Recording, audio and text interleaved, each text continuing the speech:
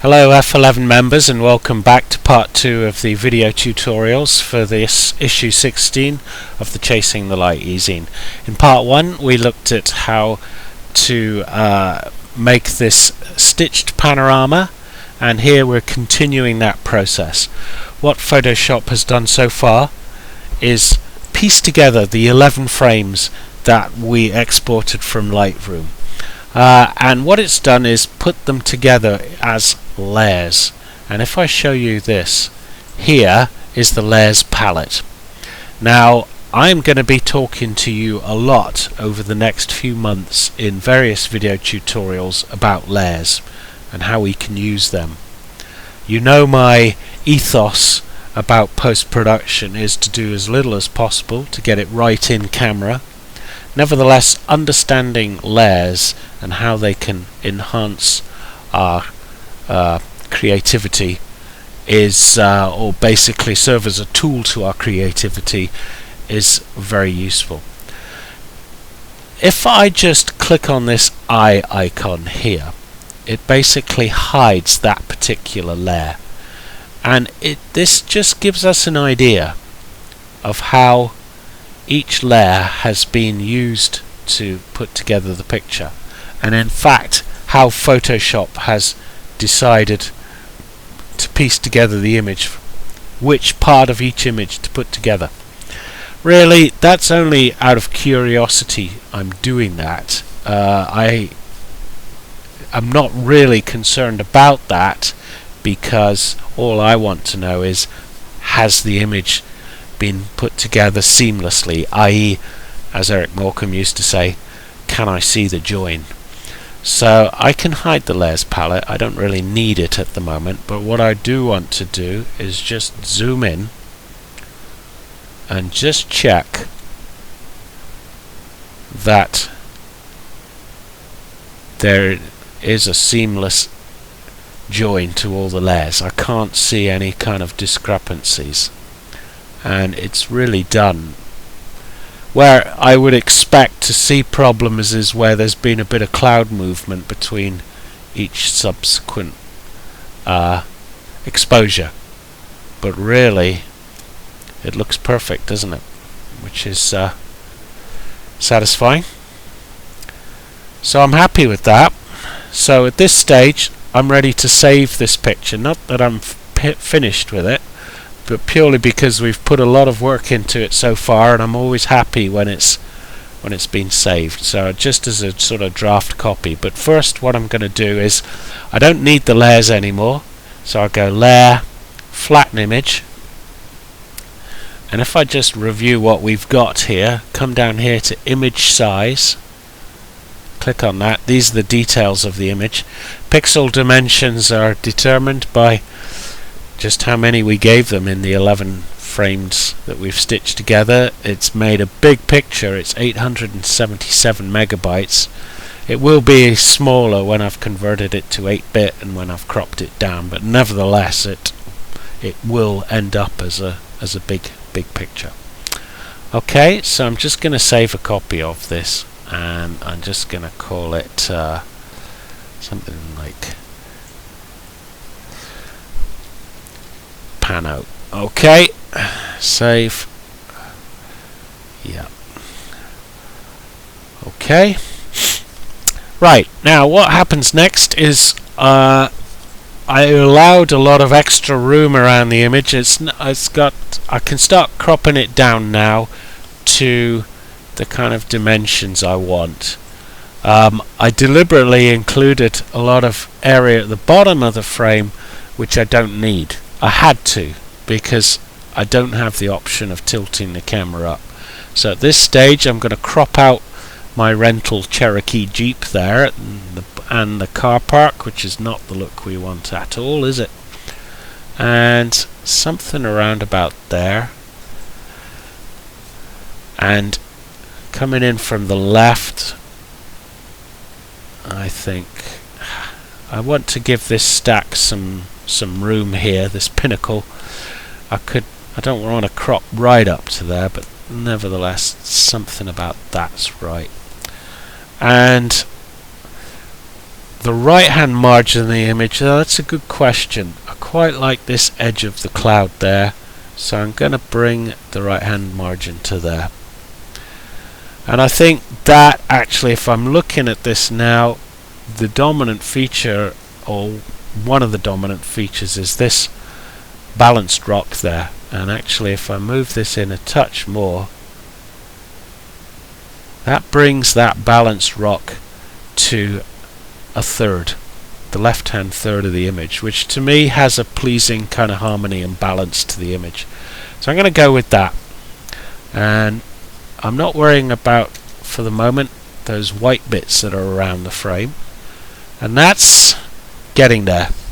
So let's just move away from the crop tool there, and the next thing I've got to deal with is these white bits around the image, and that is really where we can utilize some of the new features on Photoshop CX6 to deal with. So I've got these white areas along the top of the frame where whenever you crop an image, whenever you stitch an image together, you get these white areas. I have two options. I could just crop it out, or with the ContentAware Fill potential of Photoshop CX6, I can actually choose to keep that area should I want to. So let's see how that works, shall we? So the first thing I'm going to go up here and select Magic Wand. Okay. Up here there are two options, your quick selection tool, but Magic Wand is the one for this. And we'll talk more about these various ways of making selections in future issues. But if I just go up large and then just select a point sample in the white area, okay, and now you can see it's selected all of that area. I'll come out a bit smaller now so we can see what it's doing. And now if I go up here to Edit, Fill, there's a shortcut as always with these things, and ContentAware, okay, just keep the mode to normal, opacity at 100%, and I go OK, and it's working on it, and we'll see what kind of a job it does. And it's trying to read what's around it and fill in accordingly, and that looks good to me. So I'm going to go select, deselect, and just zoom in and see how that's worked. Brilliant, it's magic really, isn't it? And it's where this cloud joins the frame up there that you would expect to see some kind of problems, but it all looks very good. And I've got to say, this is one feature on CS6 that I think makes it virtually worth the upgrade.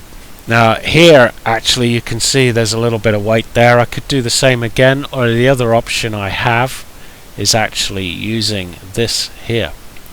This is the healing tool, and if I look up here, I click on ContentAware up there, and normal replace, and this is doing exactly the same as ContentAware Fill. I just move it over there, and it should take care of that white bit. So two ways, as usual with Photoshop, two ways of doing the same thing. And at that stage now, I'm virtually finished with that. Well, I'm not really. If I think about it, I'm finished making the panorama, but it's time for me now to actually look at the aesthetics of the picture and think how I could enhance it. I showed you in a previous tutorial about just selecting various areas of the image and making adjustments, and I'm just going to select this kind of area of sky here on the left of the frame,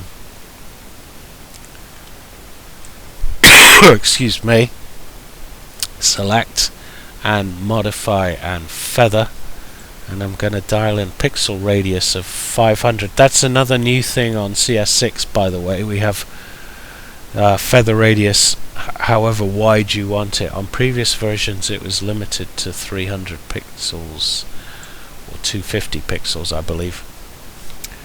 I'll just go image, adjustments, curves, and I'm just going to darken down that area of the picture a touch. And this is what I do to any image, really, as just a little bit of tweaking of light and shade, contrast in selective areas of the picture. Clearly, if I go too far, I'll start to see a discrepancy across this part of the image. But I'm just going to add a bit of density to that side of the image. Click on OK. Deselect that. And really, there's not much more I would like to do to this image. I'm fairly happy with that, and it makes quite a panorama. Now, hopefully, from this tutorial, you'll now feel ready to give it a go. You may well be exposing panoramas already. In Photoshop, there are many ways of doing the same thing, of course, but I wish you joy with your stitching. Thank you, and we'll see you in issue 17.